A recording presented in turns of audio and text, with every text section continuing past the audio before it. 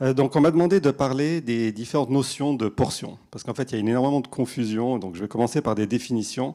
On va faire un petit état ensuite de ce qui se passe dans la vie réelle au niveau de toutes les portions qui sont disponibles. Et après, je vais passer assez rapidement sur les questions des effets de la portion proposée, parce que je pense que d'autres intervenants vont en parler aussi. Et expliquer une chose importante, c'est la différence entre la portion et le contenant, donc la taille de l'assiette, par exemple. Et je terminerai en fait sur la question, à mon avis, vraiment intéressante, qui est, sachant que les portions ont énormément augmenté, qu'est-ce qu'on peut faire pour les réduire et terminer sur la question essentielle dans mon esprit, qui est de faire une distinction importante entre la portion réelle et la portion perçue. Donc, au niveau des portions, en fait, il n'y a pas une portion, il y en a plusieurs. Il y a déjà la portion qui est proposée, on va dire la ration dont on parlait au début, qui va être, par exemple, la taille de l'emballage. C'est la quantité de nourriture qui est disponible à manger, on va dire. Il y a la portion ensuite qui est déclarée sur l'emballage. Donc, surtout aux États-Unis, mais aussi en France, suivant certaines catégories de produits, qui vont dire, voilà, une portion, c'est un cookie, ou deux, ou trois, ou une demi, etc. Et ensuite, il y a la portion qui est recommandée par les nutritionnistes dans les guides alimentaires. Il y a la portion qui est réellement choisie, qui n'est pas forcément celle qui est consommée parce qu'il y a du gaspillage. Donc on voit qu'il y a au moins 5 niveaux de portions. Et en plus, pour nous induire encore plus en erreur, il y a en fait souvent une confusion entre la taille de la portion et la taille de l'emballage et la taille du contenant. Donc la taille de l'emballage, ça va être la taille du paquet, par exemple, de la boîte ou de la bouteille. Et la taille du contenant, ça va être la taille du verre dans lequel on va verser la bouteille, etc. Donc il faut déjà bien, à mon avis, distinguer entre toutes ces portions lorsqu'on parle d'effet de la portion. Donc aujourd'hui, on peut dire assez simplement qu'il y a une profusion, une confusion et même une augmentation aussi des tailles de portions. Le temps où les portions étaient normées, on savait tous que c'était 1 litre de lait ou 250 grammes de beurre est bien révolu. Pour prendre un exemple dans le niveau du snacking, on voit ici 2 produits qui appartiennent à la même entreprise et qui, a priori, ont la même taille, 50 grammes. En réalité, pour les sneakers, la portion est le paquet entier, donc 50 grammes, 242 calories. Mais pour Twix, comme il y a 2 barres, le fabricant a décidé que la portion était 25 grammes. Et donc lorsqu'on voit un Twix 123 calories, en fait c'est pour une des 2 barres. Alors la question se pose, qui a jamais mangé une seule des 2 barres? Sauf si évidemment on peut en partager avec d'autres. Et c'est quand même 2 produits faits par la même entreprise. Pour simplifier le tout, ils ont différentes tailles d'emballage. Par exemple, on a l'emballage duo dans lequel il y en a 2, mais qui n'est pas 2 fois la taille du petit emballage. Donc dans les 2 portions, dans le sneakers par 2, la barre elle-même est réduite à 40 grammes au lieu de 50. Et dans les Twix, c'est pareil, c'est pas 2 fois la taille du petit. Et là, encore une fois, la portion qui est déclarée sur l'emballage est 1 barre sur les 2. Évidemment, il y a beaucoup d'autres formats qui sont disponibles. On a en fait les mini Twix, où là, une portion, ça va être 10 grammes. On a les Twix miniatures, à ne pas confondre avec les mini, où là, la portion est de 3 barres, donc 30 grammes. Et enfin, on a les Twix en cube, où là, la portion est 1/5 du paquet. Ce n'est même pas indiqué en termes de nombre. Je ne sais pas exactement pourquoi, probablement parce qu'il n'y a pas toujours exactement le même nombre dans le paquet, je ne sais pas. Et là, c'est 41 grammes. Donc on voit en fait là une multitude de portions pour ce qui est finalement des produits qui sont très proches, qui sont des substituts. Et en fait, les entreprises elles-mêmes, ils perdent leur latin. Lorsque, là, c'est une entreprise qui m'a partagé en fait leur algorithme de décision, et vous verrez qu'il a beaucoup de branches. Première question, c'est est-ce qu'il y a une réglementation? Alors, dans certains pays, comme aux États-Unis, il y a une réglementation où il faut déclarer forcément sur l'emballage le nombre de servings, le nombre de portions et leur taille. Mais là aussi, ça dépend si l'emballage est censé être consommé d'un coup ou pas. Donc, il y a une déréglementation. Quand il n'y a pas de réglementation, ils font ça eux-mêmes. Et ils font une distinguo entre les emballages qui sont censés être consommés en une fois et ceux censés être consommés en plusieurs fois. Si c'est consommé en une fois, ce n'est pas compliqué. La portion indiquée sur l'emballage, c'est l'emballage entier. C'est pour ça que, par exemple, on a vu qu'avant, sur des bouteilles de soda, aux États-Unis, on disait une portion, c'est 8 onces. Personne consomme 8 onces, c'est même pas 20 centilitres, un peu plus de 20 centilitres. Maintenant, la portion, c'est la bouteille en entier. Donc ça, c'est clair. Par contre, si l'emballage est censé être consommé en plusieurs fois, alors là, ça dépend. Si c'est, par exemple, une tablette de chocolat, ça va être une ligne. Si c'est un paquet, c'est une fraction du paquet. Si c'est plusieurs barres, ça va être une des barres, comme on a vu tout à l'heure pour le duo. Enfin bref, il y a énormément de cas disponibles, ce qui fait qu'aujourd'hui, chez une seule entreprise, mais c'est pareil chez les autres, il n'y a rien de spécial pour eux, on voit que la taille de la portion déclarée, elle peut varier de 140 grammes jusqu'à 240. Donc on a une énorme variation de ce qu'ils considèrent une portion. Donc, sachant que même les industriels ils perdent un petit peu leur latin, ce n'est pas étonnant qu'en tant que consommateur, on soit finalement perdu quand il s'agit de savoir c'est quoi une portion normale. D'autant plus qu'en parallèle, ça, comme on le sait très bien, les portions ont augmenté de manière assez extraordinaire. On voit ici dans différentes catégories de produits, que ce soit de la pizza aux chips, augmentation de 50 ou même des fois plus de doubler l'augmentation de la taille de la portion. C'est pas uniquement, évidemment, on met toujours l'accent sur les fast-foods, on a raison, mais c'est pas uniquement le cas de la malbouffe entre guillemets. En fait, les restaurants du coin sont souvent plus à blâmer que même les grandes chaînes qui font attention parce qu'elles sont sous les projecteurs.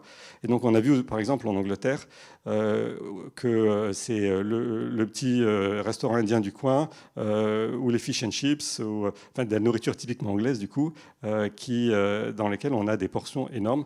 Et on ne parle même pas des pizzas. Avant, on prenait une part de pizza. Maintenant, on mange une pizza entière. Donc une pizza en moyenne, une pizza fait 1800 calories. Donc on a en gros son repas dans une seule pizza. L'autre aspect qui est évidemment compliqué, c'est qu'on nous offre plusieurs portions à la fois. Donc si on va dans une chaîne de fast-food bien connue, on voit une petite, un moyen, une grande portion. Sur la petite portion, il y a un enfant. Donc si on est un adulte, probablement on va choisir entre la moyenne et la grande. Et ce qu'on n'a probablement pas forcément à l'esprit, c'est que pendant les 60 premières années de son existence, Coca-Cola n'avait qu'une seule taille de portion, qui était la bouteille de 19 centilitres, 6 ounces et demi.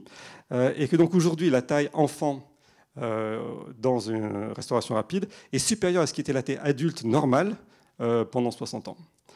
En plus, les tailles varient d'un pays à l'autre. Donc on voit là dans la même chaîne de restauration, mais c'est pareil chez les autres.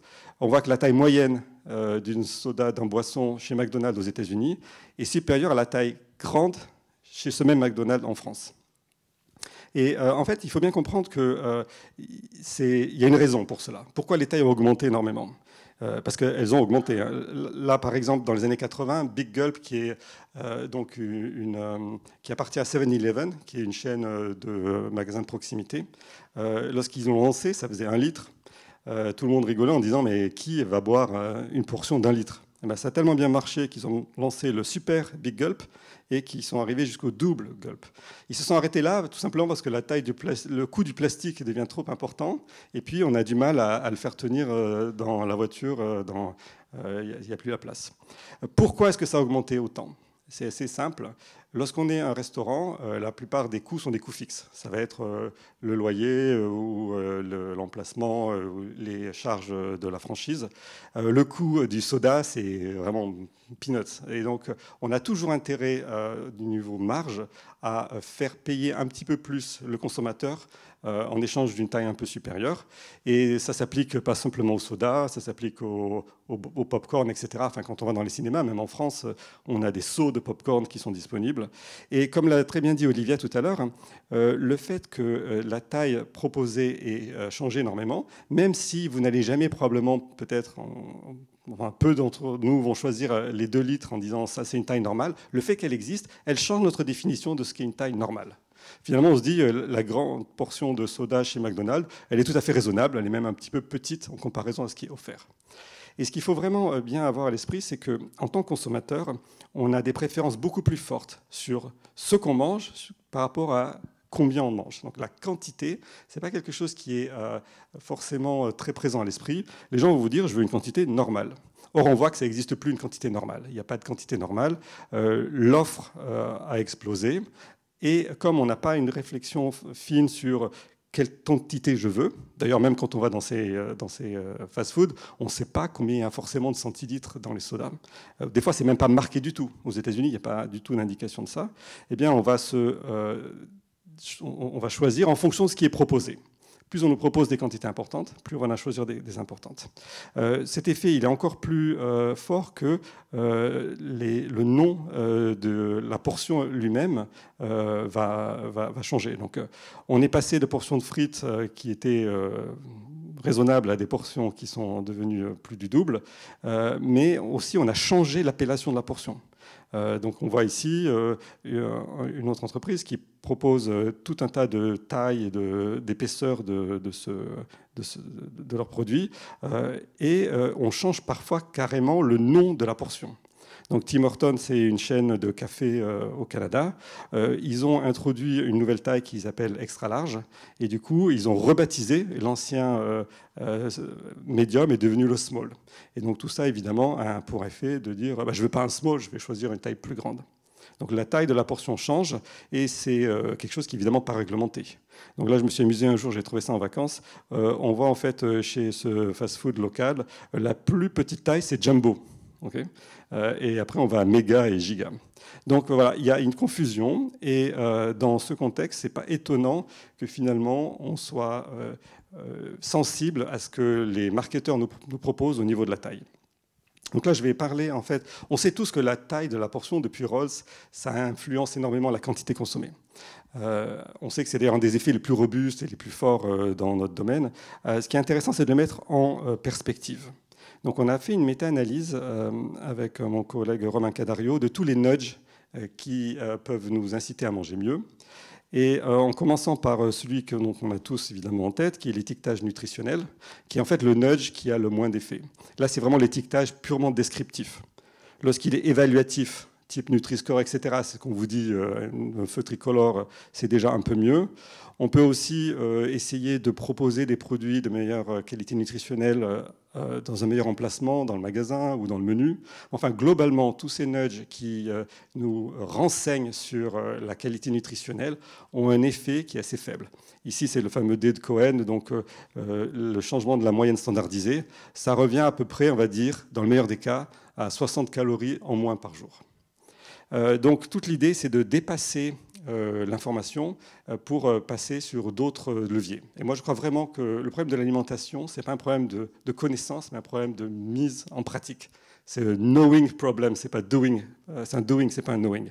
Et donc, une idée, par exemple, c'est de passer des nudges purement informatifs et cognitifs à des nudges affectifs qui vont motiver les gens à manger mieux. Ça peut être l'encouragement de la dame de la cantine. Ça peut être aussi un étiquetage qui, au lieu de mettre l'accent sur la santé, donc quelque chose d'utilitaire, va mettre l'accent sur le plaisir. Et donc vendre de la malbouffe comme si c'était vendre plutôt des fruits et légumes en utilisant les mêmes outils que la malbouffe, en disant que ça va avoir un goût fabuleux, que c'est de la dynamite, etc.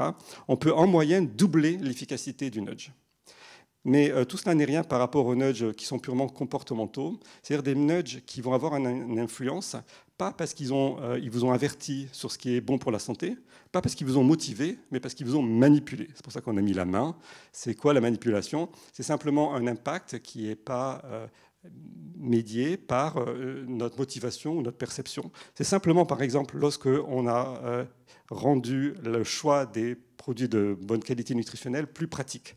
Donc on va prédécouper les fruits, on va les mettre dans une assiette, et si on vous les met directement dans la bouche, voilà, là on a un effet. On les met au début de la ligne de la cafétéria, et l'effet le plus important de très très loin, c'est de changer directement la taille de la portion. Et donc c'est là qu'on voit que l'importance de travailler sur la taille de la portion de toutes les interventions disponibles, non économiques, c'est celle qui fonctionne le mieux et de très loin. Pour donner une ordre de grandeur, on a une autre analyse ici, méta-analyse. Sur l'axe des X, on voit la taille de la portion proposée. Sur l'axe des Y, la consommation, la prise alimentaire. Et en fait, en moyenne, quand on double la taille proposée, on augmente de 35% la quantité à la prise alimentaire. Si on regarde bien ici, on voit que d'ailleurs il y a certaines observations qui sont sur la diagonale. Ça veut dire qu'il y a des gens qui systématiquement vont consommer tout ce qu'on leur a proposé. Bon, évidemment, jusqu'à une certaine limite, mais ils font vraiment l'effort de tout consommer. Et il y a une étude très, très bien faite, très sérieuse, puisque c'était une review Cochrane de l'équipe de Cambridge, qui a montré qu'en moyenne, on a un effet très important. Je ne vais pas aller dans les détails. L'effet est plus fort chez les adultes que chez les enfants, mais il existe aussi chez les enfants, et c'est un effet qui est très robuste. Donc plus il y en a, plus on en mange, ça c'est clair. Évidemment, ce n'est pas complètement linéaire, mais c'est un effet très important. Par contre, l'effet du contenant.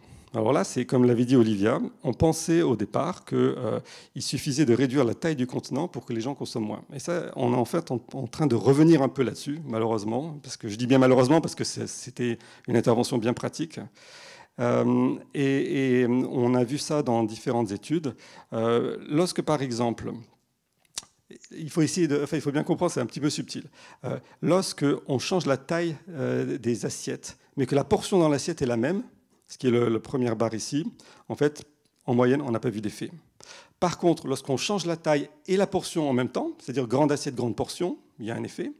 Ou lorsqu'on donne une grande assiette et qu'on laisse les gens le soin de se servir eux-mêmes. Là, il y a l'effet de Delboeuf dont parlait Olivia, c'est-à-dire que si je vois une grande assiette, une quantité normale va paraître petite, donc je vais tendance à en mettre davantage. Donc on s'est dit, voilà, l'effet de la taille de l'assiette, c'est réellement un effet de la taille de la portion qui est mise dans l'assiette. Et on s'est dit, augmenter la taille de la portion ou augmenter ou diminuer la taille de l'assiette elle-même, en soi, ça n'a pas trop d'effet, sauf quand les gens se servent eux-mêmes.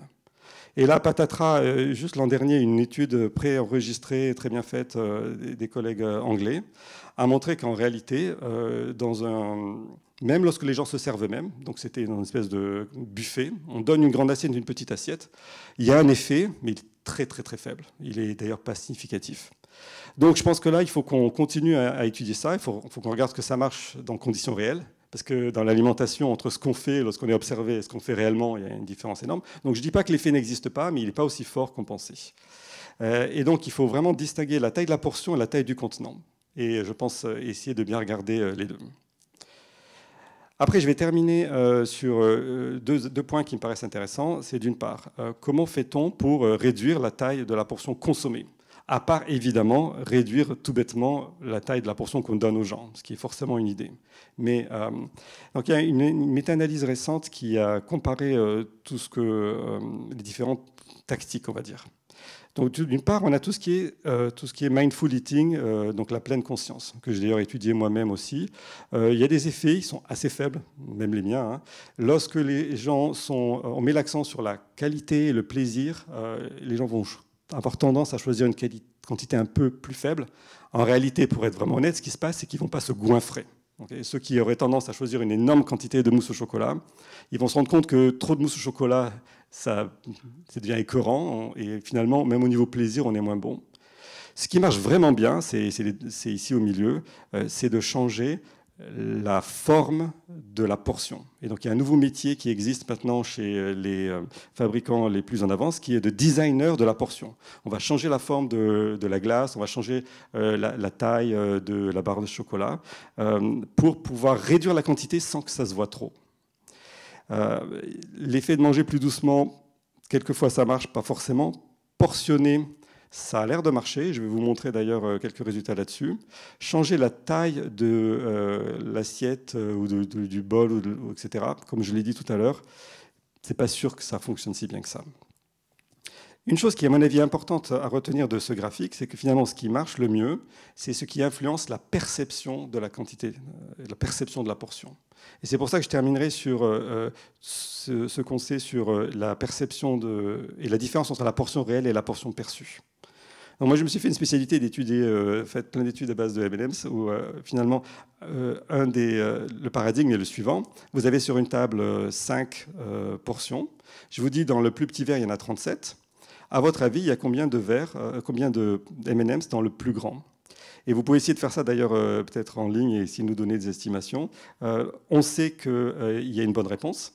Et dans toutes les études, on va récompenser les gens en fonction de la qualité de leur réponse. Donc les gens se prennent vraiment au jeu. Ce n'est pas un biais qui est dû, comme on dit, System 1, parce qu'on ne fait pas attention.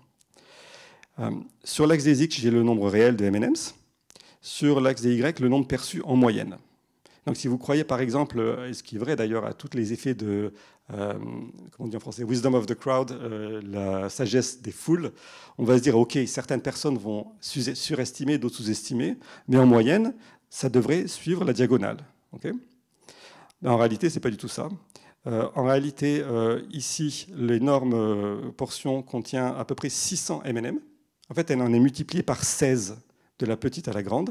Et lorsqu'on demande en moyenne combien il y a de M&M dans la grande portion, ils pensent qu'on l'a multiplié par 8. Donc il y a la moitié des M&M qui sont invisibles. Et ça, c'est vraiment important parce que c'est un phénomène qui est extrêmement robuste, que j'ai retrouvé en France, aux États-Unis, jeunes, à poids normal, en obésité, en surpoids. C'est vraiment une illusion d'optique. Lorsqu'on double la taille de quelque chose, ça n'a pas l'air 2 fois plus grand. Ça a l'air à peu près 50% plus grand. Ça, c'est vrai pour tout, que ce soit la taille d'un diamant, la taille d'une voiture, etc. Et ça explique pourquoi les portions ont augmenté énormément. On sait bien qu'elles sont un peu plus grandes, mais on ne se rend pas compte de leur taille réelle. Alors, l'autre phénomène plus récent que j'ai étudié, c'est, oui, mais qu'est-ce qui se passe quand on diminue la taille de la portion? Et donc là, en fait, je montre exactement les mêmes portions, sauf que je vais vous dire que dans la grande, il y a 592 M&M's, et vous allez devoir estimer combien il y en a dans les portions plus petites. Et donc là, l'effet est complètement différent. Et c'est ça qui nous a bluffé, c'est-à-dire que ici, on voit en bleu, l'estimation est presque parfaite. C'est-à-dire qu'en moyenne, l'estimation était de 36 M&M's ou 38 dans la plus petite portion, alors que c'était 37 en réalité. Ce qui se passe, c'est qu'on est beaucoup plus sensible et beaucoup plus juste lorsqu'on doit estimer une diminution. Et la raison, en fait, est assez simple, c'est que lorsqu'il y a une augmentation, on connaît la taille du début, mais on ne sait pas jusqu'où ça peut aller. On a un seul point pour extrapoler. Lorsque c'est une diminution, on connaît la taille du début, et on sait aussi que ça ne peut pas être moins de 0. Donc on a 2 points. Et donc c'est une interpolation entre 2 points, plutôt qu'une extrapolation. On a plus d'infos, c'est plus facile. Et donc c'est ça le problème aujourd'hui, c'est que lorsqu'on augmente les tailles de portions, les consommateurs ne le voient pas, mais ils vont terminer leur assiette, et donc on a vraiment, c'est du perdant-perdant. Perdant pour l'entreprise qui ne peut pas demander un prix suffisant, perdant pour le consommateur. Et lorsqu'on essaie de réduire un petit peu, alors là, tous les signaux s'affichent et tout le monde se dit « Oula, vous avez perdu de 5%. » Donc, qu'est-ce qu'on fait pour réduire la quantité sans que ça se voit trop, pour revenir aux quantités classiques qu'on avait avant? Une possibilité que j'ai étudiée, c'est l'idée de portionner. Et donc, vous voyez le type d'étude. Il y a 2 assiettes. Quelle assiette contient le plus de chocolat? C'est en fait une barre de Ritter Sport, pour ne pas les nommer, qui a 16 carrés. Ce que j'ai fait, c'est que je les ai coupés. J'en ai mangé un et je les ai distribués en 3 x 5.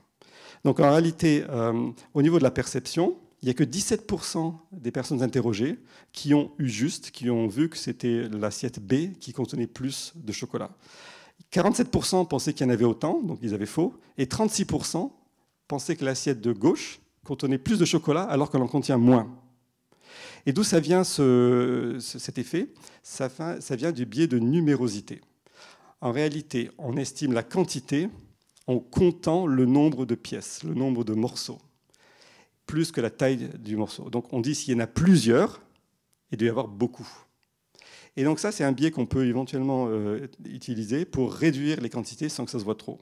Et c'est un biais qui est assez énorme. Et d'ailleurs, on voit aujourd'hui les marques qui vont marquer les portions sur leur tablette pour aider les consommateurs à se rendre compte qu'il y en a une grande quantité. Et avec Nathalie Rigal, qui est ici auprès d'enfants, on a fait une étude dans laquelle on a regardé ce phénomène.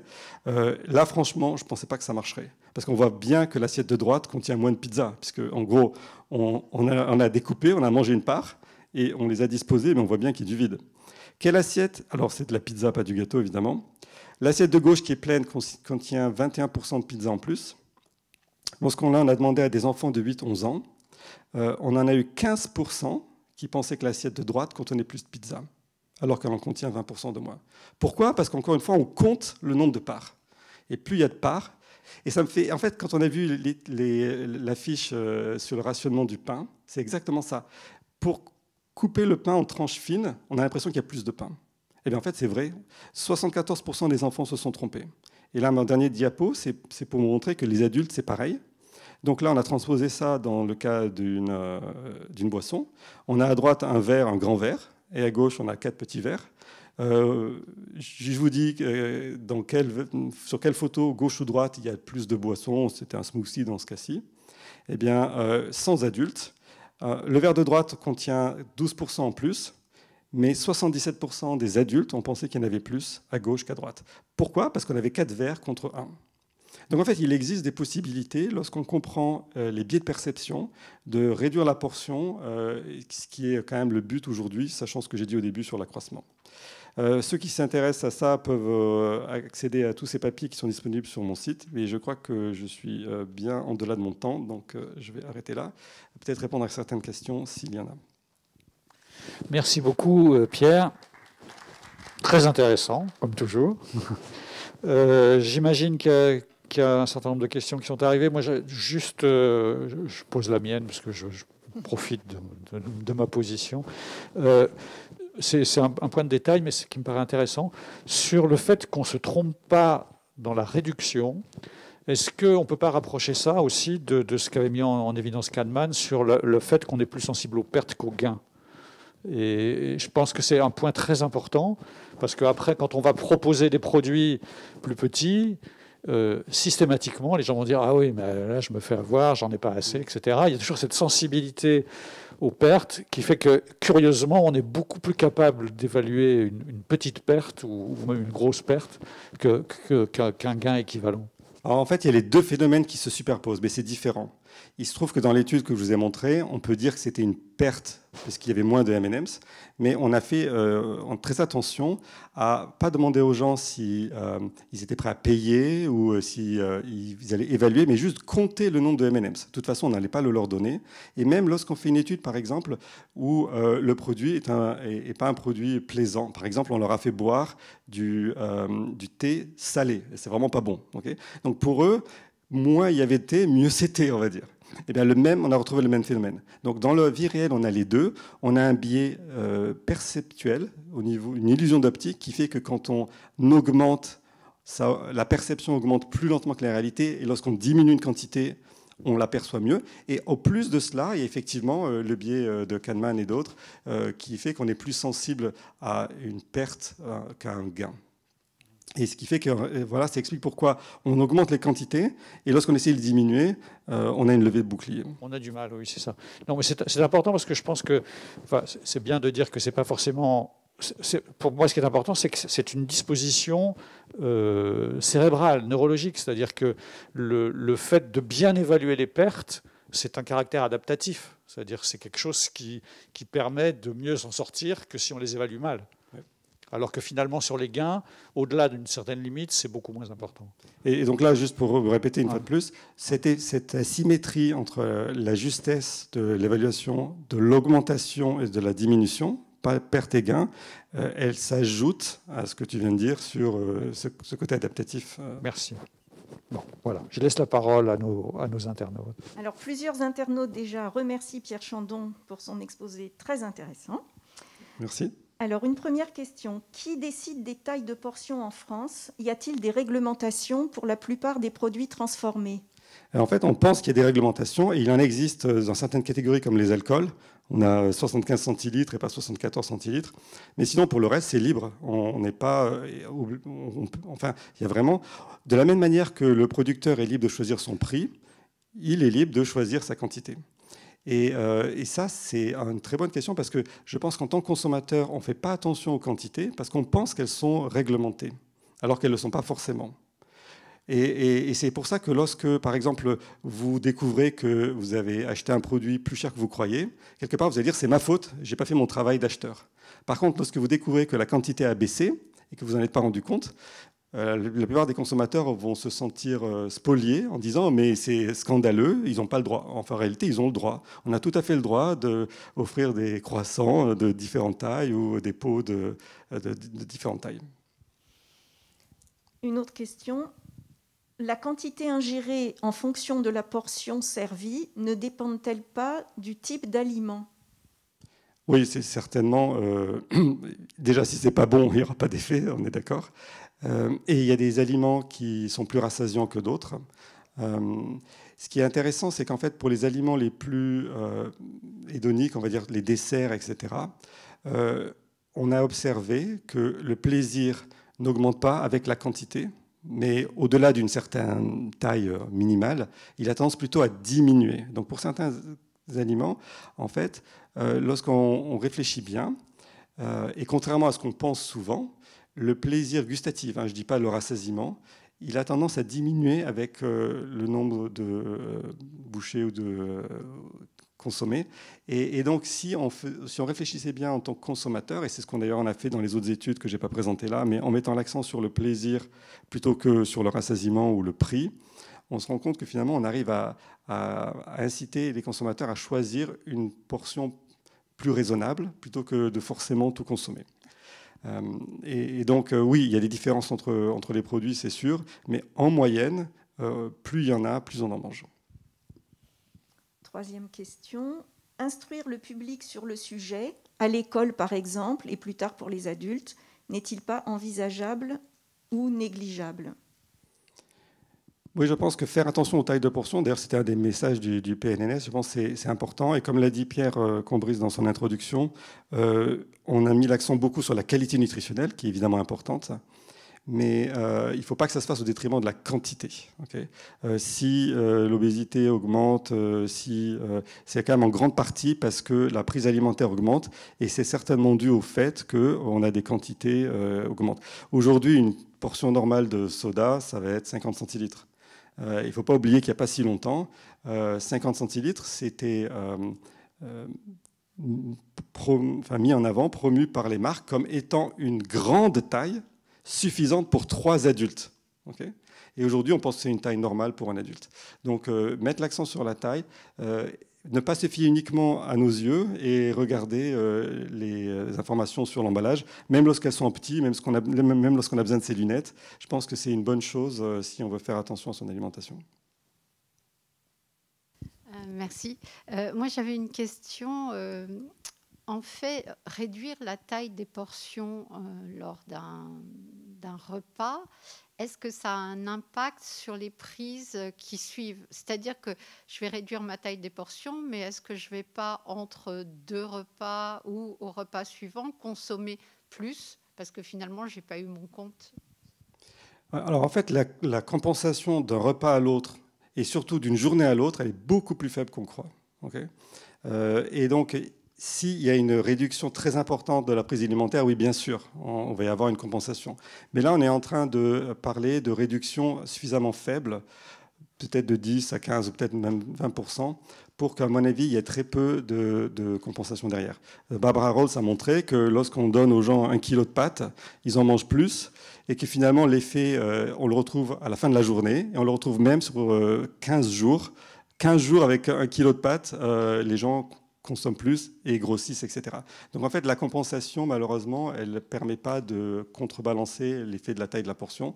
Et donc toute l'idée ici, c'est un peu l'approche du nudge, des petits pas, ce serait de réduire légèrement la taille des portions en utilisant un peu tout ce qu'on a appris sur ces biais de perception, de manière à ce qu'on puisse revenir à une portion normale. Je reviens là-dessus. Ce n'est pas qu'on veut réduire la taille des portions, on veut revenir à ce qui est une portion normale qu'il était il n'y a pas si longtemps, sans que finalement ça requiert un effort ou une contrainte et que ça crée du regret. Je crois que c'est vraiment ça l'idée.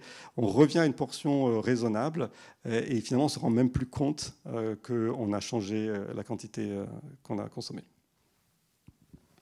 Merci.